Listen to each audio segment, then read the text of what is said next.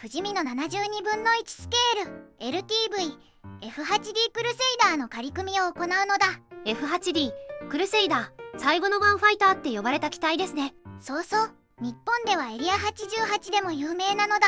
主人公シンカ様が最初に乗っていた戦闘機ですね。翼端を折りたたんでトラップをすり抜けるシーンが印象的だったのだ。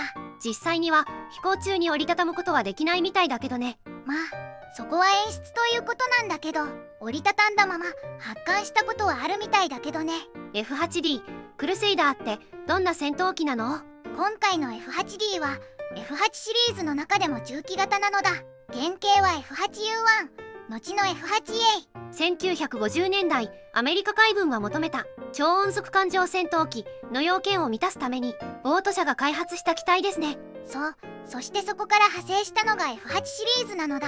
F8D の特徴は航続距離の延長、電子装備の強化、夜間全天候能力の向上がポイントなのだ。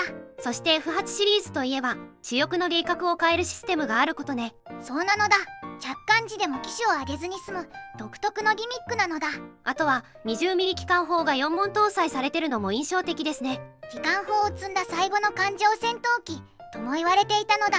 だから最後のワンファイターなのね。最大速度はマッハ 1.8、 当時としてはかなりの高性能なのだ。ベトナム戦争ではミブとのドッグファイトも展開されたんですよね。そう、アメリカ海軍と海兵隊が主に運用して空母だけでなく陸上基地にも展開していたのだ。アメリカ以外の国では使われていたの？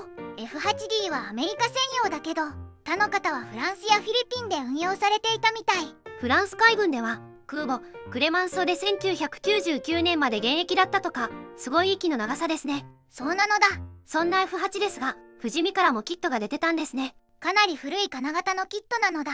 最初の発売は1966年頃と言われている。箱には70分の1スケールって書いてありますね。実際このキットは70分の1スケールみたいなのだ。当時はメーカーごとにスケールがバラバラでしたからね。1968年頃からしれっと72分の1スケール表記に変わったみたい。今回のパッケージも72分の1表記ですね。1987年頃の再販かしら。ちなみに長谷川からも F8 が出ているので全長を比較してみると、ふむふむ、不死身は約25.3センチ、長谷川は約24.6センチ。やっぱり不死身はちょっと大きめなのだ。昔は50分の1スケールの金型を48分の1として売ったりもしてましたから、珍しい話ではないですね。細かいことは気にしないのだ。長谷川の話も出たので他メーカーの発売状況も紹介しましょう。他メーカーの F8 のキット展開を紹介していくのだ。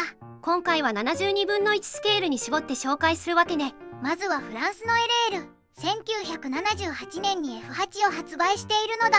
このキットはテスターにも OEM 展開されていましたね。その翌年1979年には飛行機の長谷川からも F8 が登場。ミニクラフトやエールズに OEM 提供されていたみたいですね。1988年にはアメリカのレベルからも発売されたのだ。同じ年にイタリアの SC からも出てますね。SC のキットは日本では軍勢産業からも OEM で販売されたのだ。1990年代には韓国のエースホビーも F8 を出しています。ウェブで確認した限りだと長谷川のオマージュっぽい感じだったのだ。そうですか。2002年にはイタリアのイタレリからも登場。こちらは SC の金型を引き継いだ製品ですね。2004年には韓国のアカデミーも F8 をリリースしたのだ。このアカデミー版ベストキットとしてよく挙げられますね。そして2023年にはチェコのソードから新規で発売されたのだ。さらにホビー2000からも出てますね。こちらはアカデミーの OEM 製品のようです。こうしてみると F8 って意外と多くのメーカーからキット化されているのだ。まずはパッケージ内容を確認するのだ。よろしくお願いします。パッケージイラストは飛行中の LTV F8D クルセイダーなのだ。雲の上を編隊飛行してるシーンね。では中身を開けていくのだ。まずはグレーのランナーが1枚、主翼のランナー、胴体のランナーなのだ。それからキャノピーなどの透明パーツが1枚、デカールも付属してるのだ。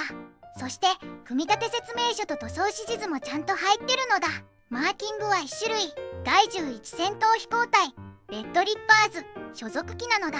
かっこいいマーキングですね。部品点数は全部で45点。ランナー構成や点数の少なさからも時代を感じる内容ね。それじゃあいよいよ仮組みに入るのだ。不死身の72分の1スケール LTV F8D クルセイダーデビューしていくのだ。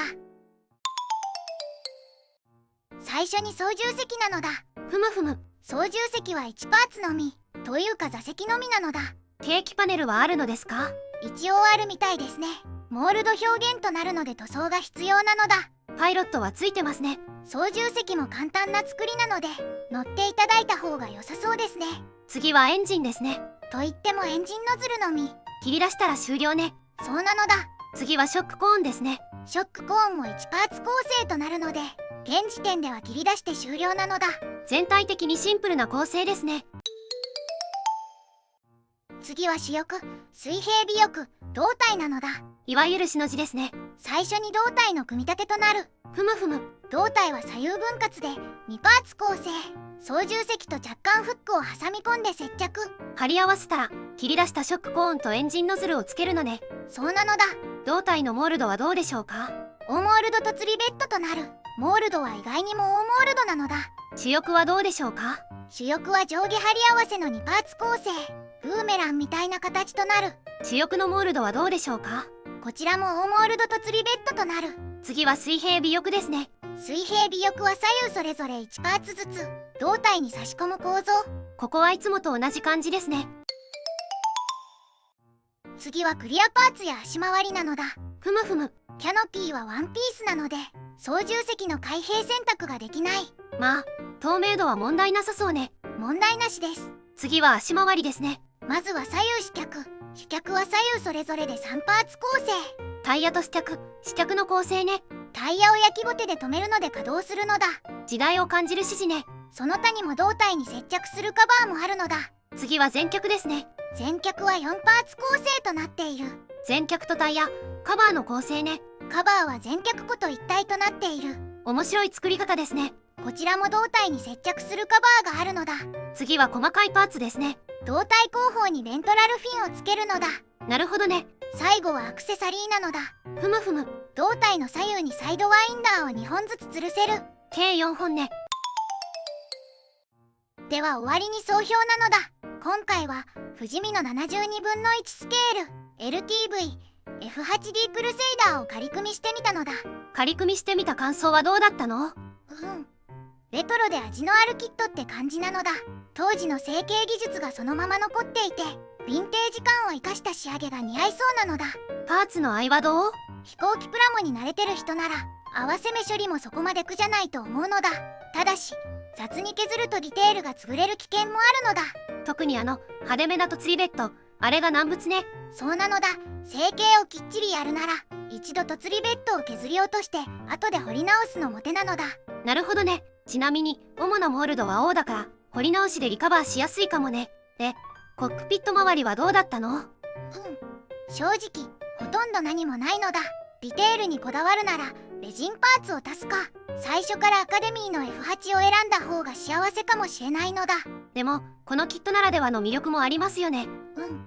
リベットの強い主張を生かしてウォッシングやウェザリングで雰囲気重視の仕上げにすると映えると思うのだ。クラシックキットならではの表現を楽しめる人にはぴったりの一品ね。ただしそもそもこれ厳密には72分の1じゃないのよね。でもそれも含めてこのキットの味なのだ。では動画を最後までご視聴していただきありがとうございますなのだ。チャンネル登録と高評価をお願いしますなのだ。次回以降も飛行機プラモデルのレビューを続けていくのだ。ではバイバイ。